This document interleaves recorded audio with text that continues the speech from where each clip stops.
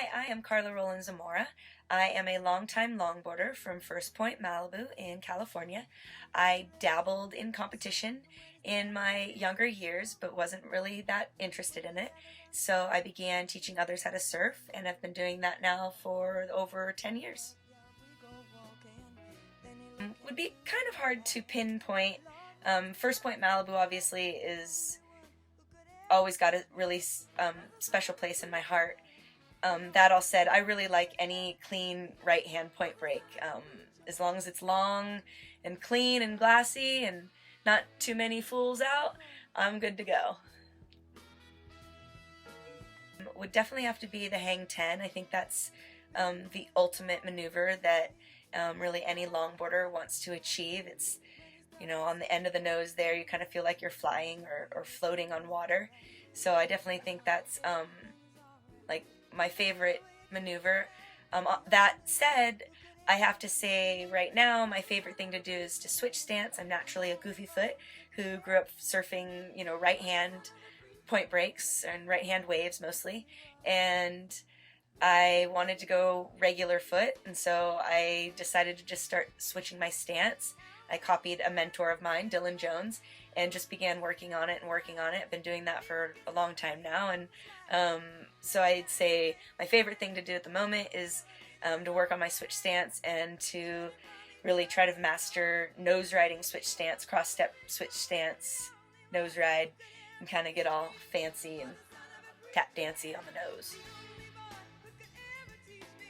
I'm working on a ton of things in the future. I've been working on an all-girls surf contest that's going actually into its 4th year, and that is held in the Philippines. My husband is 100% Filipino, and we've been going over there since 2011, and in 2013 I began an all-girls surf contest for ladies of all abilities. So we offer divisions for longboard and shortboard, but we also offer divisions for the novice surfer. We call it the Malahini division, which Malahini is novice in Hawaiian, and the event really helps to empower and encourage women to get out into surfing, which tends to be a male-dominated sport.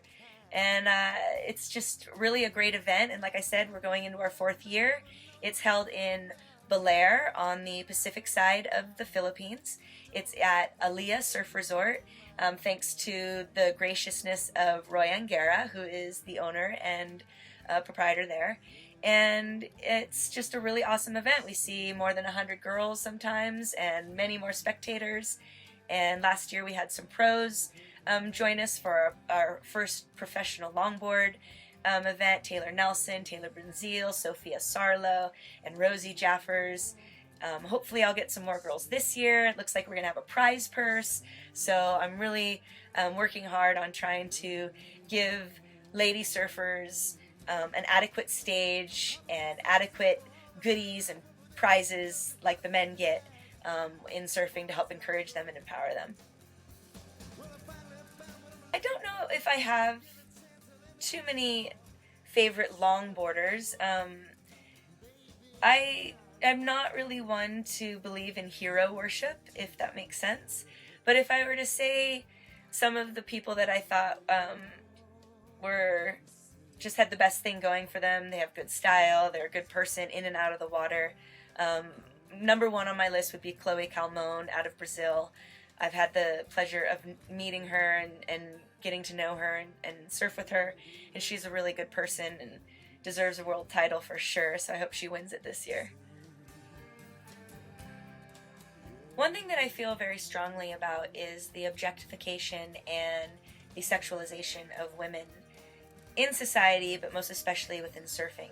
We see a lot of butts and a lot of skin, and it's not that I'm a prude or that I'm anti-skin, but we see a lot of young women put in situations or in visual representations that are not appropriate either for their age or just for a woman in general. And in turn, we wonder why we have high numbers of rape and abuse towards women. We need to change the dialogue and change the viewing of how we see women. Men need to change this. Women need to change this. We need to stop flaunting our skin in a way that's derogatory or that has other meaning. Women need to find a confidence within themselves that is not reliant on a man's approval, or even whether that be a man or a woman, and on somebody else's. It should not be reliant on somebody else's approval. They should be secure enough within themselves. It shouldn't be about likes or followers. And I just really want to see a change happen. I don't want to see butts hanging out of certain things when it's not appropriate. When that happens, women will be fully seen as athletes, and I think at that time is when they'll finally receive equal pay, equal prize money, and equal representation all the way around. I really have to thank my parents for everything that have offered me, and my husband for taking care of me, and all of the good people and friends around me.